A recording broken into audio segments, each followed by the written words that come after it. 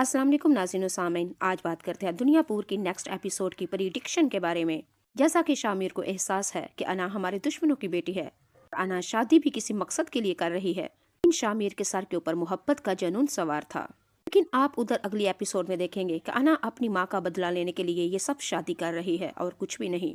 अगले दिन नोरेज आदम अपने छोटे बेटे शामिर को बुलाता है और कहता है, अब दुनियापुर की बागडोर मैं नहीं उठा सकता और सब कुछ मैं तुम्हारे हवाले कर रहा हूँ। अब तुम्हारी मर्जी। दुनियापुर भले नवाबों के हवाले कर दो या इसके ऊपर खुद हुकूमत यानी बादशाही करो। और नोरेज आदम अपने छोटे बेटे शामिर को ये भी कहता है कि मैंने पता लग चुका है कि तुम इस काबिल माशाल्लाह से हो चुके हो।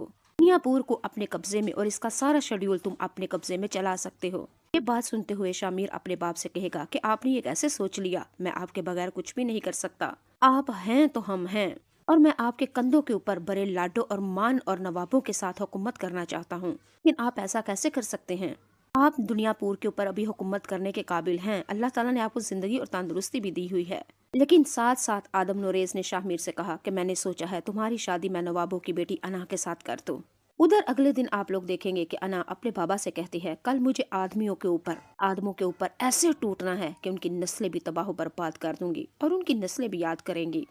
अना अपने चमचों से कहती है कि कल कोई भी मामला दरम बरम ना हो, यानी कि कोई अनबन नहीं होनी चाहिए। ये साफ साफ ये काम चाहिए। आदमियों का यानी कि आदमों का चिट्टा कट्टा वट्टा साफ करना है। अगर नवाब का खास बंदा नवाब से कहता है, मुझे समझ नहीं आती, अना एक तरफ शादी की बात कर रही है और दूसरी तरफ जंग की बात। अना बीबी साहबा शामिर के साथ शादी कर रही है और दूसरी तरफ कह रही है कि शामिर को और उसकी पूरी खानदान को जड़ से हाथमा कर देना है। ये कैसी जंग और ये कैसी शादी और ये कैसी मोहब्बत। अना का बाबा अपना खास बंदा यानी अपने खास चमचे से कहेगा कि मेरी बेटी शामिर से मोहब्बत नहीं करती, वो तो सिर्फ अपनी माँ का बदला लेने के लिए सब कुछ कर रही है।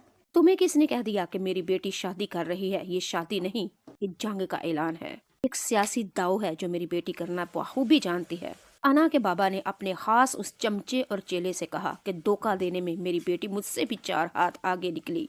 नाज़रीन सामीन, ये बात मैं भी और आप भी अच्छी तरह से समझ सकते हैं। अना का तो वो हिसाब निकला, बगल में छुरी और मुंह में राम राम। अना शामिर से शादी तो कर रही है, मोहब्बत का डोंग तो रचा रही है, लेकिन अंदर सोदियां जरा वट दिए पई। इसी खानदान को तबाह बर्बाद करने के ऊपर तुली हुई है ये अना। और अगली एपिसोड में अगले दिन आप लोग देखेंगे शामिर और अना की शादी करती जाती है। फंक्शन सेलिब्रेट किया जाता है, दोनों को बहुत ही अच्छी तरह खूबसूरत जेबोतन किया जाता है। अगले दिन जो फंक्शन सेलिब्रेट किया जाता है उसके अंदर अना ने अपने ही पर्स के अंदर मारने के लिए एक हथियार छुपा रखा होता है। अजीम सामीन, यहाँ पे आप लोग समझते हैं यूट्यूब के कुछ ऐसे एल्गोरिदम के खिलाफ वर्जी मैं नहीं कर सकती और इन चीजों के मैं नाम नहीं ले सकती, लेकिन आप समझदार हैं और समझदार के लिए इशारा ही काफी है, आप समझाया करें। ने अपने बगल के अंदर अपनी पर्स के अंदर कौन सी चीज छुपाई होगी। बड़ा धूमधाम के साथ फंक्शन हो रहा होता है। मीर और उसकी फैमिली बहुत ही ज्यादा खुश होती है कि अना के साथ शादी हो रही है, लेकिन उधर अना के दिल में एक ही बात और नफरत और बोझ और हसद और जिद, इंतकाम की आग जल रही होती है। अना और शामिर को जब स्टेज के ऊपर बैठाया जाता है और साथ ही नोरेज आदम भी स्टेज के ऊपर बैठा होता है, अना अपने पर्स के अंदर वही हथियार निकालती है और रेस आदम के ऊपर तैयार कर देती है, सवार कर देती है। अमीर कहता है, अना ये सब क्या कर रही हो, ये क्या ड्रामा है, ये क्या तमाशा है, ये तुम क्या कर रही हो, होश तो ठिकाने हैं तुम्हारे। अना शामिर से कहती है, होश तो बड़ी देर के ठिकाने थे, बस इसी वक्त का इंतजार था जो आज आ पहुंचा। मीर तुम्हारे बाबा नोरेज आदम को और तुम्हारी खानदान नस्ल को तबाह बर्बाद करके जाऊंगी। शादी नहीं, ये कफन, इंतकाम, ये बदला, आज जंग होगी। शामिर अपने बाप को बचाने के लिए आगे बढ़ता है, लेकिन नोरेज आदम शामिर से कहता है कि उधर ही रुक जाओ, मैं इसकी नस्ल को जानती हूँ, मैं इनके रोंगटे से वाकिफकार हूँ, मैं इस खानदान के बच्चे से जानता हूँ और मुझे इनकी आदतों का पता है। नहीं, यही कुछ करना था, मैं बहुत अच्छे तरीके से जानता था। अना अपने सुसर नोरेज आदम से कहती है, बकवास बंद, तुम्हारे पास वक्त बहुत कम है, मुझे बताओ मेरी माँ को क्यों मारा, क्यों मारा तुमने मेरी माँ को। आगे से नोरेज आदम कहता है, मैंने तुम्हारी माँ को नहीं मारा, तुम्हारी माँ को तुम्हारा बाप ने मारा है। नहीं यकीन तो अपने बाप के चेहरे के तासरात पढ़ लो। ना कहती है, तुम झूठ बोल रहे हो नोरेज आदम, अब मेरा बाप अपनी बीवी को और मेरी माँ को क्यों मारेगा। नोरेज आदम कहता है, अना तुम बड़ी खुद को समझदार और अक्लमंद समझती हो, लेकिन मेरी नजर में आज और अभी भी बच्ची हो।